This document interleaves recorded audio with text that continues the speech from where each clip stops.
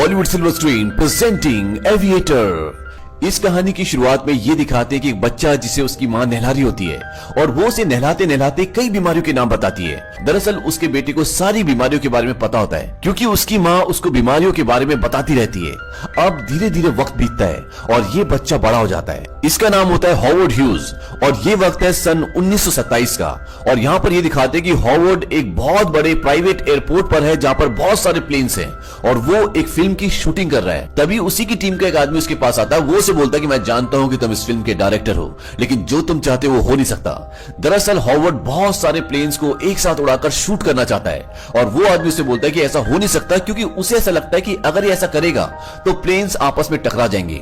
Howard बोलता है कि जिंदगी में कभी ये मत बोलना कि ये हो नहीं सकता। अब जब ये बात कर रहे होते तभी उनके पास एक और आदमी आता है। वो हॉवर्ड से बोलता है कि हमें 2 कैमरे और चाहिए होंगे, नहीं तो हमें सीन छोटा करना होगा। हॉवर्ड बोलता है कोई सीन छोटा नहीं होगा, मैं 2 कैमरों का और इंतजाम करता हूं।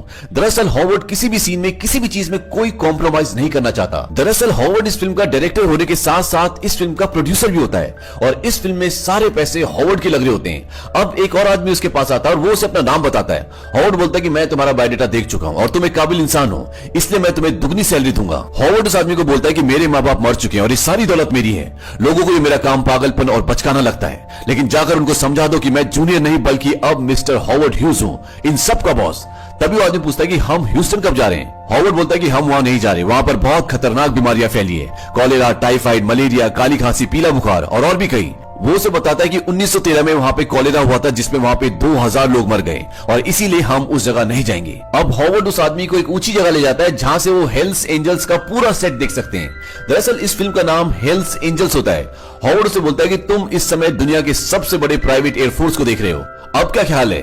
वो ऐसा इसलिए बोलता है कि वहां पर कई सारे प्लेन्स होते हैं और उसमें बहुत खर्चा हो रहा होता है। वो आदमी बोलता है कि पैसा आप ही का है सर। इसके बाद हॉवर्ड एक पार्टी में जाता है जहां सभी लोग एंजॉय करते हुए दिखते हैं। लोग नाच रहे होते हैं, खा रहे होते हैं, पी रहे होते हैं, म्यूजिक चल रहा होता है। फिर हॉवर्ड पार्टी के बीच से चलते हुए और चारों तरफ देखते हुए कुछ लोगों के पास आकर रुक जाता है और एक आदमी की पीठ पर हाथ रखते हुए कहता है कि हेलो मिस्टर मायर। सभी लोग उसे पलट कर देखते हैं। हॉवर्ड अपना परिचय देते हुए कहता है कि आपको याद है हम पहले भी मिल चुके हैं, मेरा नाम हॉवर्ड ह्यूज है, क्या मैं आपसे अकेले में बात कर सकता हूँ। तभी मिस्टर मायर कहते हैं ओ आप वही हैं जो हवाई जहाज वाली पिक्चर बना रहे हैं। हॉवर्ड बोलता है कि हाँ मैं वही हूँ और वो उन्हें बताता है कि मुझे 2 कैमरों की जरूरत है। मिस्टर मायर उससे पूछते हैं कि अभी तुम्हारे पास कितने कैमरे हैं। हॉवर्ड बोलता है कि मेरे पास 24 कैमरे हैं। ये बात सुनकर मिस्टर मायर को खांसी आ जाती है और वो दंग रह जाते हैं। उन्हें लगता है कि हॉवर्ड ह्यूज बेवकूफी कर रहा है और वो उसे हंसते हुए एक तंजिया लहजे में ये सलाह देते हैं कि तुम अपनी सारी दौलत किसी बैंक में रखो क्योंकि तुम्हारी फिल्म कोई नहीं खरीदेगा और ना ही उसे कोई देखने के लिए आएगा। इसके बाद हॉवर्ड वहां से चला जाता है और उसे उसका एक दोस्त मिलता है जो कि रिपोर्टर होता है और वो दोनों फिल्म और कैमरों के बारे में डिस्कस करते हैं। हॉवर्ड उसे बताता है कि मुझे 2 कैमरे चाहिए, ये फिल्म मेरे लिए इज्जत का सवाल है, अगर मैं सच में नहीं कर सका तो मुझे वापस ह्यूस्टन लौटना होगा, वो भी एक हारे हुए इंसान की तरह जिसका मुझे हमेशा गम रहेगा। तभी वहां पर एक लड़की सिगरेट और सिगार बेचने के लिए आती है और उसका दोस्त उसे हॉवर्ड से मिलवाता है। वो लड़की बहुत खूबसूरत होती है और हॉवर्ड उसकी खूबसूरती की तारीफ करता है और उसे अकेले में मिलने के लिए इन्वाइट करता है। वो लड़की कहती है कि ठीक है मैं तुमसे मिलने के लिए आऊंगी और इसके बाद हॉवर्ड वहां से जाने लगता है और जाने से पहले वो अपने दोस्त से बोलता है कि मुझे किसी भी कीमत पर 2 कैमरे चाहिए, चाहे किराए पे लाओ चाहे चोरी करके, लेकिन मुझे 2 कैमरे चाहिए। और ये कहकर वो वहां से चला जाता है। अब कुछ वक्त बाद हॉवर्ड और उसकी टीम उसकी फिल्म का एक सीन देख रही होती है जो उन्होंने शूट किया होता है जिसमें बहुत सारे प्लेन्स उड़ रहे होते हैं। लेकिन उस सीन को देखने के बाद हॉवर्ड गुस्से से खड़े हो जाते हैं और वो कहते हैं कि ये सब खिलौनों की तरह लग रहे हैं, क्या ये सब। वो कहते हैं कि इन प्लेन्स के पीछे हमें कोई स्थिर चीज चाहिए, तब इन प्लेन्स की रफ्तार का पता चलेगा। कैलिफोर्निया यूनिवर्सिटी को फोन लगाओ और वहां के लोगों को बुलाओ। और ये कहकर वो वहां से चले जाते हैं। वहां से जाने के बाद वो एक प्लेन बनाने वाले से मिलते हैं। दरअसल वो कुछ नया करने की कोशिश कर रहे होते हैं। वो आदमी बताता है कि तुमने पहले $2 लाख इस जहाज को बनाने में लगा दिए। मिस्टर हॉवर्ड कहते हैं कि जहन्नुम में गए। इसके बाद वो आदमी बोलता है कि अगर हम 550 का वास्ट इंजन लगा दे तो हमें 700 हॉर्स पावर मिलेगा। हॉवर्ड कहता है कि अगर हम 1000 तक गए तो ये दुनिया का सबसे तेज चलने वाला प्लेन बन जाएगा और वो ये डिसाइड करते हैं कि वो इस पर काम करेंगे। वहीं दूसरी तरफ इन्हें आज इस फिल्म का शूट करते हुए पूरा 1 साल हो चुका है और दूसरा साल चल रहा है और कैलिफोर्निया यूनिवर्सिटी से जो उन्होंने प्रोफेसर को बुलाया होता है वो उसे दुगनी सैलरी दे रहे होते हैं, लेकिन 8 महीने से वो अभी तक बादल खोज नहीं पाए और इस पर हॉवर्ड बहुत गुस्सा हो जाता है और वो उन्हें सारे प्लेन्स दिखाता है और बोलता है कि पिछले 8 महीनों से मैं हर रोज $5,800 खर्च कर रहा हूं सिर्फ इन्हें जमीन में रखने के लिए, मुझे मेरे बादल चाहिए। और प्रोफेसर वहां से अंदर चले जाते हैं। फिर दूसरे लोग आकर वहां बात करते हैं, वो कुछ बिल्स के बारे में डिस्कशन करते हैं। तभी प्रोफेसर जोर से चिल्लाते हुए खुश होते हुए बाहर आते हैं और वो कहते हैं कि बादल मिल गए, बादल ऑकलैंड पर मंडरा रहे हैं। और वो सभी के सभी वहां से ऑकलैंड के लिए उड़ान भरते हैं। वहां पहुंचकर वो फिल्म का शूट दोबारा से करते हैं और जैसा कि मिस्टर हॉवर्ड चाहते हैं शूट बिल्कुल वैसे होता है। और आखिरकार वो दिन आता है जब इनकी फिल्म की शूटिंग पूरी हो जाती है। इनकी फिल्म को पूरा होने में पूरे 2 साल लगे होते हैं और अब जब रिलीज डेट आ चुकी है, यानी कि जब फिल्म रिलीज हो रही होती है, तो हॉवर्ड को अभी भी अपनी फिल्म में कमियां दिख रही होती है और वो ये डिसाइड करते हैं कि इस फिल्म के कुछ सीन्स को वो दोबारा रीशूट करेंगे। और फिल्म को रीशूट करने में इन्हें 1 और साल लग जाता है। और 1 साल के बाद जब इनकी फिल्म दोबारा से पूरी होती है और जब उसकी रिलीज होती है, तो वहां पर हॉलीवुड की सभी बड़ी बड़ी शख्सियत आती है। और जब मिस्टर हॉवर्ड वहां पर आते हैं और मीडिया उनकी गाड़ी देखती है, तो सब के सब उनकी तरफ दौड़े चले जाते हैं। मिस्टर हॉवर्ड के साथ उनकी फिल्म की हीरोइन भी होती है और ये हीरोइन वही होती है जो उन्हें एक बार एक पार्टी में सिगरेट और सिगार बेचती हुई मिली थी। अब वो रेड कारपेट पे चलते हुए दोनों आगे आते हैं और तभी अचानक से कैमरा लाइटों से मिस्टर हॉवर्ड के चेहरे पर बेचैनी और घबराहट दिखाई देती है। वो अपने आप को संभालते हुए आगे आते हैं और मीडिया को अपना इंटरव्यू देते हैं और आम जनता को थैंक यू कहते हैं और हॉल के अंदर चले जाते हैं और फिल्म शुरू हो जाती है। सभी लोग फिल्म देख रहे हैं, सबके चेहरों पर आश्चर्य दिखता है, लेकिन हॉवर्ड के चेहरे पर घबराहट होती है और इसी घबराहट में वो अपनी फिल्म की हीरोइन का हाथ बहुत जोर से पकड़ कर रखते हैं। और कुछ समय के बाद फिल्म खत्म होती है और सभी धीरे धीरे खड़े होते हैं और तालियां बजती है।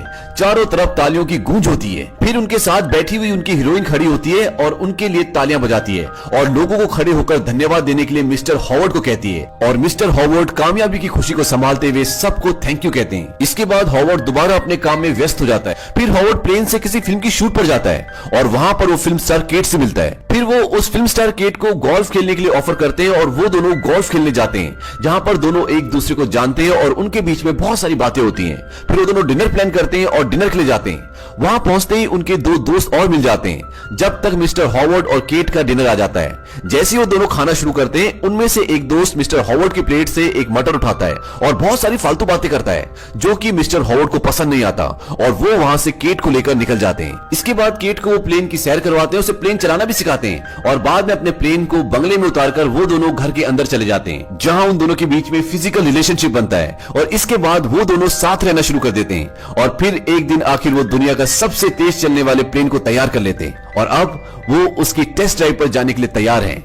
मिस्टर हॉवर्ड को पहले समझा जाता है कि सिर्फ 2 ही चक्कर लगा सकते हैं, उसके बाद पेट्रोल खत्म हो जाएगा और वो प्लेन में पेट्रोल कम इसलिए डालते हैं ताकि प्लेन हल्का रहे और उसकी स्पीड ज्यादा है। मिस्टर हॉवर्ड अब उड़ान भरते हैं और अपनी कामयाबी का नया किस्सा लिखते हैं। वो उड़ान दुनिया की सबसे तेज उड़ान होती है, जिसे देखकर सारी दुनिया, सारे रिपोर्टर सब दंग रह जाते हैं। और तभी उनके प्लेन का पेट्रोल खत्म हो जाता है और सभी लोग उन्हें बचाने के लिए एम्बुलेंस लेकर उस तरफ भागते हैं जहां पर उनका प्लेन क्रैश होने वाला होता है। और जब वो वहां पर पहुंचते हैं तो उनके पैर में बस एक मोच आई होती है और वो बिल्कुल ठीक होते हैं। इसके बाद वो अपने घर केट के पास आ जाते हैं, जहां केट उनके जख्मी पैर को देखकर परेशान हो जाती है और वो उनके घाव को साफ करती है। तभी हॉवर्ड उसे बताते हैं कि उन्होंने अपना रिकॉर्ड बना लिया है, जिसे सुनकर केट बहुत खुश हो जाती है। मिस्टर हॉवर्ड उसे बताते हैं कि कभी कभी उन्हें कुछ अजीब से ख्याल आते हैं और जिससे परेशान हो जाते हैं।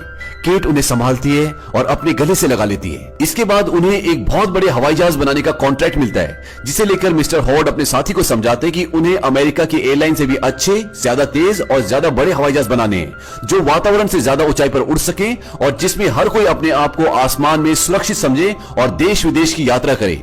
फिर वो अपने साथी से अपनी कंपनी की आर्थिक स्थिति के बारे में पूछते हैं, जो बहुत ज्यादा अच्छी नहीं होती, और वो सोच विचार करके एयरलाइंस कंपनी को खरीदने का फैसला करते हैं। हालांकि उनका साथी उन्हें अपने इस फैसले पर एक बार फिर सोचने के लिए बोलता है, लेकिन वो कहते हैं कि मैं इस कंपनी को खरीदूंगा और वो पूरे $1.5 करोड़ में इस कंपनी को खरीद लेते हैं। इस हवाई कंपनी का नाम होता है TWA।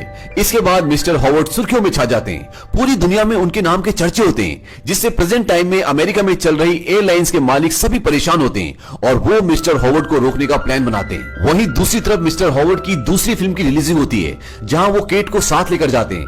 वहां उस पार्टी में पहुंचने के बाद केट अपने कुछ पुराने साथियों के साथ बिजी हो जाती है और तभी मिस्टर हॉवर्ड को कुछ अजीब से ख्याल आते हैं और वो वॉशरूम में चले जाते हैं। जिस साबुन से बचपन में उनकी मां उन्हें नहलाती थी, वो अपनी पैंट की जेब से वही साबुन निकालते हैं और हाथ धोने लगते हैं। वॉशरूम से आने के बाद मिस्टर हॉवर्ड को केट अपने साथ अपने घर ले जाती है और अपने घर वालों से मिलवाती है, लेकिन मिस्टर हॉवर्ड को उसके घर वालों का व्यवहार बहुत अजीब सा लगता है और वो वहां से चले जाते हैं। इसके बाद मिस्टर हॉवर्ड हॉल में बैठकर एक मूवी देख रहे होते हैं और वो एक बहुत बड़े प्लेन को बनाने की प्लानिंग करते हैं। वो अपने साथियों को समझाते हैं कि उन्हें इसे बनाने के लिए चाहिए कुछ बड़ी चीजें। वो बताते हैं कि दुश्मन के हमले में उनकी आर्मी के 681 जहाज डूबे हैं और ये आंकड़े सिर्फ इस साल के हैं। अब सेना को ऐसे प्लेन चाहिए जो लोगों को यूरोप तक ले जा सके, लोगों को नहीं बल्कि तोपे, जीप आदि सब कुछ। फिर वो उन्हें जहाज का एक डिजाइन दिखाते हैं जो उन्होंने एक फोटो के पीछे बनाया होता है और वो बताते हैं कि इसकी लंबाई 200 फुट और पंख 300 फुट होंगे। इसके लिए 24,000 हॉर्स पावर का इंजन चाहिए होगा जिसका वजन 200 टन होगा और यही वो चीज है जो हमारी आर्मी को चाहिए और इसका नाम होगा हरक्यूलिस। अब वहां पर बैठ के जो फिल्म वो देख रहे होते हैं वो उन्हीं की फिल्म होती है जो रिलीज होने वाली होती है और इस फिल्म में काफी न्यूड सीन होते हैं, इसीलिए उनका एक साथी बोलता है कि सेंसर बोर्ड ये सब दिखाने की परमिशन नहीं देगा। अगले दिन मिस्टर हॉवर्ड प्रोफेसर को लेकर सेंसर बोर्ड के पास जाते हैं और बोर्ड से बात करते हैं और उनकी फिल्म रिलीज हो जाती है जिससे उन्हें और ज्यादा कामयाबी और ज्यादा नाम मिलता है। वहीं मिस्टर हॉवर्ड हर रोज अपने साथ एक नई लड़की को लेकर पार्टी में जाते हैं और उनकी फोटो पेपर में आने लगती है जिससे केट बहुत दुखी होती है और उन दोनों के बीच में झगड़ा होना शुरू हो जाता है। केट ये सब बर्दाश्त नहीं कर पाती और केट की जिंदगी में भी कोई आ जाता है और इसके बाद वो दोनों अलग हो जाते हैं। इस बात से दुखी होकर मिस्टर हॉवर्ड एक लड़की को कॉन्ट्रैक्ट पर अपने साथ रख लेते हैं और इसके साथ उनके कई और औरतों से भी दोस्ती हो जाती है। वहीं एक रात अमेरिकन एयरलाइंस वालों के साथ मीटिंग के दौरान वो उन्हें बहुत सारी ऐसी बातें बता देते हैं जो उन्हें नहीं बतानी चाहिए। उनके जाने के बाद हॉवर्ड बाथरूम में जाते हैं और अपनी पैंट की जेब से वैसी साबुन निकालते हैं जैसे साबुन से उनकी माँ उन्हें नहलाती थी और रगड़ रगड़ कर अपने हाथ धोने लगते हैं। दरअसल हॉवर्ड को ओसीडी की प्रॉब्लम होती है, इसीलिए वो बार बार हाथ धोते हैं और कभी कभी साबुन को तब तक अपने हाथों में रगड़ते हैं जब तक उनके हाथों से खून न निकल जाए। वो दूसरों से हाथ मिलाने से भी डरते हैं, उन्हें लगता है कहीं कोई बीमारी उनके द्वारा उन्हें न फैल जाए।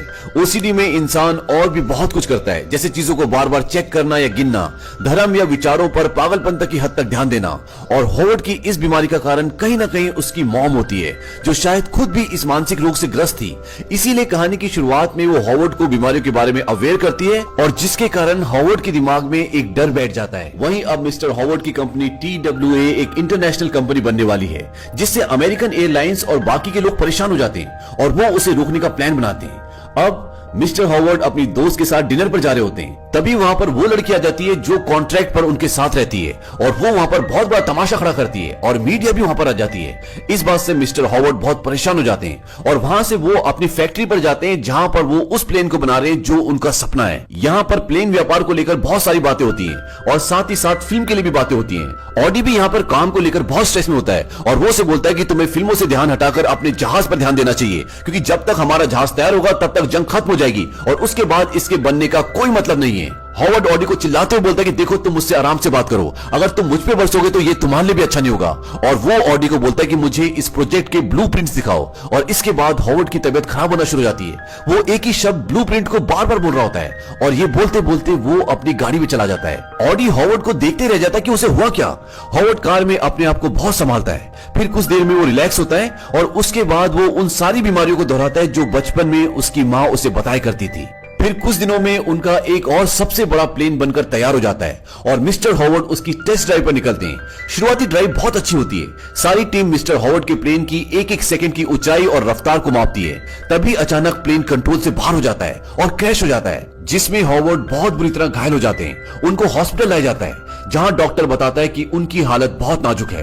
फिर हॉवर्ड को होश आता है और वो उसी हालत में काम को लेकर डिस्कशन करते हैं। कुछ समय बाद वो ठीक होकर हॉस्पिटल से डिस्चार्ज हो जाते हैं और फिर से काम पे लग जाते हैं। और एक दिन अमेरिका एयरलाइंस का चेयरमैन उनको लंच पर बुलाकर काम रोकने की बात करता है, पर वो इस बात के लिए राजी नहीं होती। पर अब तक उन्हें बहुत नुकसान हो चुका है और जिसके चलते वो डिप्रेशन में चले जाते हैं और अपने आप को एक कमरे में बंद कर लेते हैं और यहाँ तक कि अपने सारे कपड़े फेंक कर अपने कमरे में बिना कपड़ों के रहते हैं। उनकी दिमागी हालत बहुत खराब हो जाती है, उनको हर चीज गंदी लगती है और वो किसी भी चीज को हाथ नहीं लगाते। यहाँ तक कि वो दूध की बोतलों में बाथरूम करना शुरू कर देते हैं और उन्हें उस कमरे में कई महीने हो जाते हैं। और एक दिन केट उनसे मिलने आती है, पर वो उससे भी दरवाजा बंद करके बात करते हैं, उसके लिए दरवाजा नहीं खोलते। कुछ समय बाद चेयरमैन का आदमी आता है, उससे भी वो बाहर से बात करते हैं, यानी कि उसके लिए भी वो दरवाजा नहीं खोलते और जो प्रपोजल वो उनके लिए लाया होता है वो उसे मना कर देते हैं। वो आदमी हॉवर्ड के आदमी को बताता है कि 3 दिन में कोर्ट मिस्टर हॉवर्ड को दोषी करार कर देगी, अगर तुम उसे बचा सकते हो तो बचा लो। फिर अगले दिन हॉवर्ड की एक दोस्त उससे मिलने के लिए आती है। हालांकि ये शादीशुदा होती है, पर हॉवर्ड इससे प्यार करता है और हॉवर्ड से अंदर आने देता है। वो हॉवर्ड को समझाती है, उसकी शेव करती है, क्योंकि हॉवर्ड 3 महीने से इसी रूम में होता है, तो उसकी दाढ़ी बढ़ गई होती है और अब हॉवर्ड फिर से पहले जैसा हो जाता है। इसके बाद अगले दिन वो कोर्ट जाता है, जहां उस पर जो भी इल्जाम लगे होते हैं वो उन सब के जवाब देता है और ज्यूरी के कुछ लोगों पर यह भी आरोप लगाता है कि आप दूसरी हवाई कंपनीज के दबाव में मुझे बिना बात के इस केस में खींच रहे हैं। कोर्ट उस पर आरोप लगाती है कि उसने सरकारी 500 से ज्यादा करोड़ रुपए लिए और किसी भी प्लेन की डिलीवरी नहीं दी। हॉवर्ड बोलता है कि मैं एयरफोर्स के लिए जो प्लेन बना रहा हूं उसमें मेरे भी करोड़ों रुपए लग चुके हैं और मैं ये पैसों के लिए नहीं करता, मुझे प्लेन से प्यार है इसलिए करता हूं। हॉवर्ड उन्हें कहता है कि हरकुलिस जहाज दुनिया का सबसे बड़ा जहाज है और अगर वो नहीं उड़ा तो मैं ये देश छोड़ दूंगा और वापस कभी नहीं आऊंगा। इसके बाद हॉवर्ड वहां से चला जाता है और अब तक उसका हवाई जहाज जिसका नाम हरकुलिस है वो भी तैयार हो चुका है और वो उसका टेस्ट करना चाहता है, लेकिन सबको ये बताया जाता है कि अभी ये उड़ान नहीं भरेगा। अब हॉवर्ड उसे समंदर में चलाना शुरू करता है। हॉवर्ड के साथ और भी बहुत सारे लोग होते हैं और हॉवर्ड धीरे धीरे प्लेन की स्पीड बढ़ाता है और जब उसकी स्पीड बहुत ज्यादा हो जाती है तो वो उसे टेक ऑफ कर देता है और दुनिया का सबसे बड़ा जहाज अब हवा में बहुत आराम से उड़ना शुरू कर देता है और उस बड़े जहाज को हवा में उड़ता देख दुनिया दंग रह जाती है और इस तरह वो अपने जीवन में 6 अगस्त 1947 को एक और कीर्तिमान बना लेते हैं। अब सब हॉवर्ड को बधाई देने आते हैं और उन बधाई देने वालों में उनके कॉम्पिटिटर्स भी होते हैं। हॉवर्ड वहां अपने 2 आदमियों के साथ मिलकर जेट प्लेन्स की योजना बना रहे होते हैं, तभी अचानक उन्हें कुछ भ्रम होने लगता है और वो एक ही लाइन को बार बार बोलना शुरू कर देते हैं और वो लाइन होती है, यही भविष्य है, यही भविष्य है। हॉवर्ड की तबीयत खराब होते हुए देख उनके लोग उन्हें वॉशरूम में ले जाते हैं और खुद डॉक्टर को बुलाने चले जाते हैं। वहां पर हॉवर्ड को अपने बचपन की एक बात याद आती है, जब उन्होंने अपनी मां से कहा था कि वो दुनिया का सबसे तेज चलने वाला प्लेन बनाएंगे, सबसे बड़ी फिल्म बनाएंगे और एक दिन बहुत अमीर आदमी बनेंगे, और हॉवर्ड ने ये सब कुछ पा लिया होता है और इसके बाद वो दोबारा वही लाइन रिपीट करना शुरू कर देते हैं कि यही भविष्य है, यही भविष्य है, और यहीं ये कहानी खत्म हो जाती है। असल जिंदगी में हॉवर्ड एक बहुत अमीर और कामयाब इंसान थे। उनका जन्म 24 दिसंबर सन 1905 में हुआ था और 70 साल की उम्र में 5 अप्रैल 1976 को टेक्सास में उनकी मृत्यु हुई थी। तो ये थी पूरी कहानी हॉवर्ड ह्यूज की। ये फिल्म हॉलीवुड की एक कामयाब फिल्म थी और ये रिलीज हुई थी 14 दिसंबर सन 2004 को।